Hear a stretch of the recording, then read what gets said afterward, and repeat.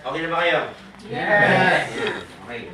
Siyempre, di ba, yung nga yan, alisin mo lahat sa ito. Dahil since nandito ka na rin lang naman, alamin mo na yung tinatawag nating 4 pillars success. Okay? Nag-decide ka na. Once na nag-decide ka na, siyempre, nandiyan na yung tinatawag natin no, take action. Ano yung take action? Unang-una muna, ito muna.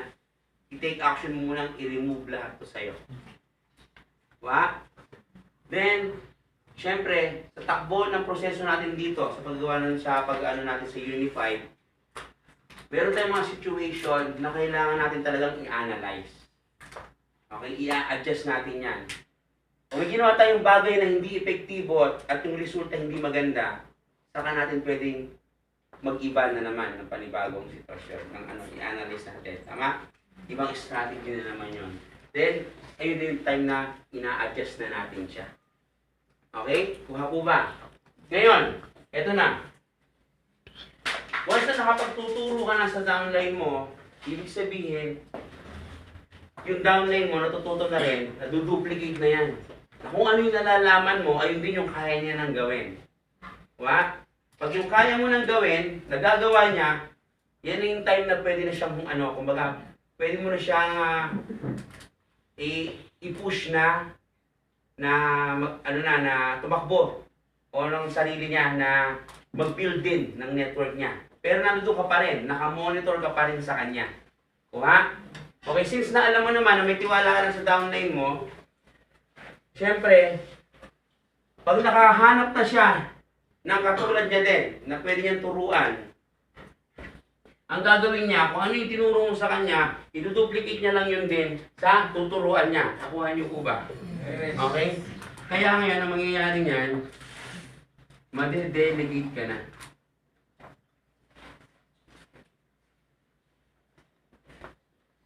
Yan.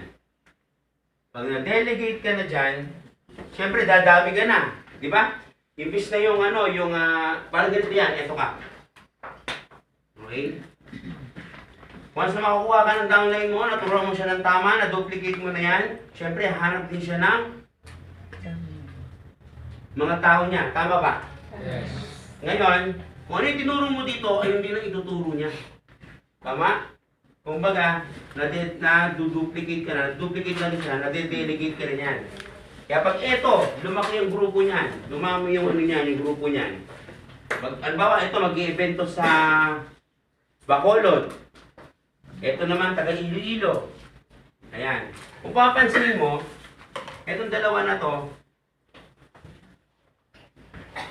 kung ikaw lang kasi ang kumakausap, kung ikaw lang kasi kasama nilang lahat, ang mangyayari dyan, kumbaga ito 10 kakausapin mo dyan, sa inyong 4 pa lang, 10 lang ang nakausap. Pero pag dinelegate mo yung sarili mo, maaaring dito sa ibang lugar na to, meron din silang 10 kakausapin. Tama na, hindi na kailangan na kayong lahat kasama doon. Okay? At ayun na yung time na mamultiply ka na dyan. Yan, multiply.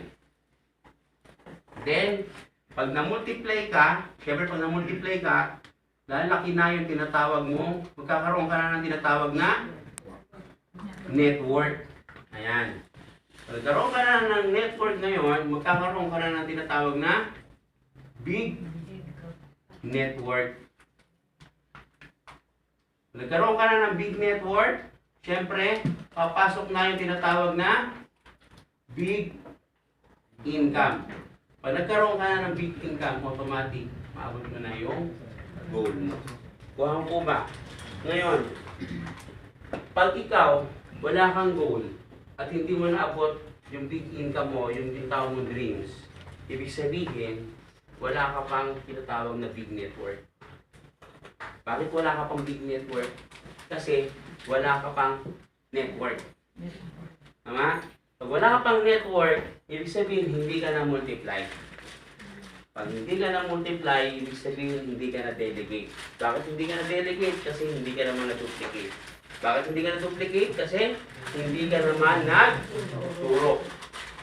Bakit hindi ka napagturo? Kasi hindi ka naman nag-learn.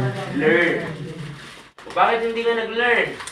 Kasi wala kang GLA. GLA. Kaya balik pa rin talaga dito sa Basic. hindi, sa U. Okay? Yan, yan po yung step by step. Kaya dito malalaman mo na lang kung nasa ang stage ka na.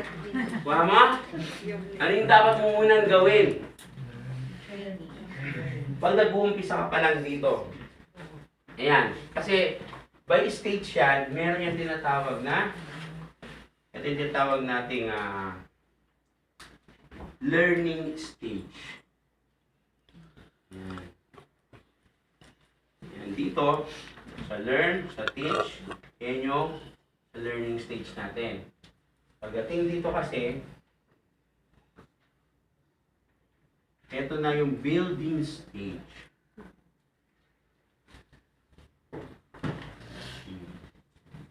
Tapos, pag nandito ka na sa stage na to, ito na dapat yung tinatawag nating eating stage. Okay? Sa learning stage, nandiyan pa yung talagang kailangan mo din ng trainings, kailangan kasama mo na si apply, at makikinig ka muna, kati-kati ka muna dyan. Then, pag sa building stage, syempre yung grupo mo lumalaki na. Kailangan alam mo yung mga tao mo na, yung mga agila mo, yung mga generals mo, kung paano nyo papalanduhin yung network ninyo.